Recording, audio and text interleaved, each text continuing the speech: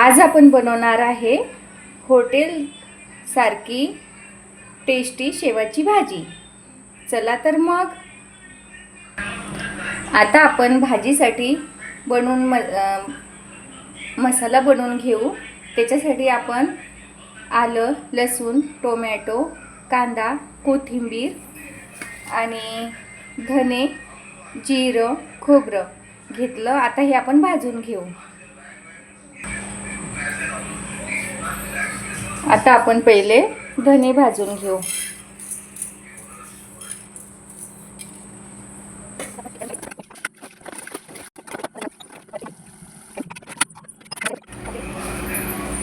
आता आपल्या भाजीला उकळी आलेली आहे।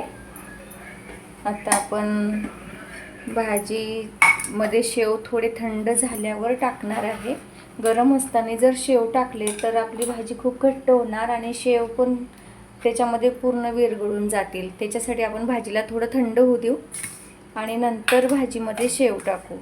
आता आपण थोडी कोथिंबीर टाकून घेणार आहे।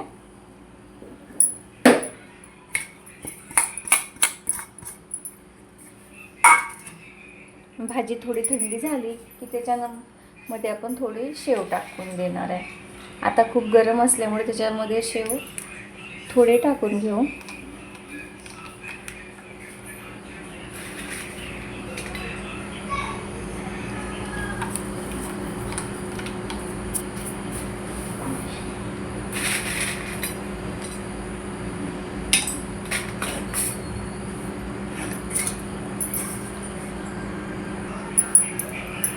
बघा आता आपली भाजी किती छान झालेली आहे आणि भाजीवर तरी पण किती छान आलेली आहे।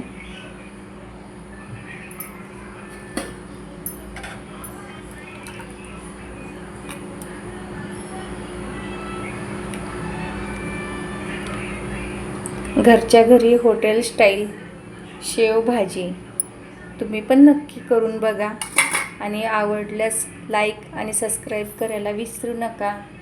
बाय।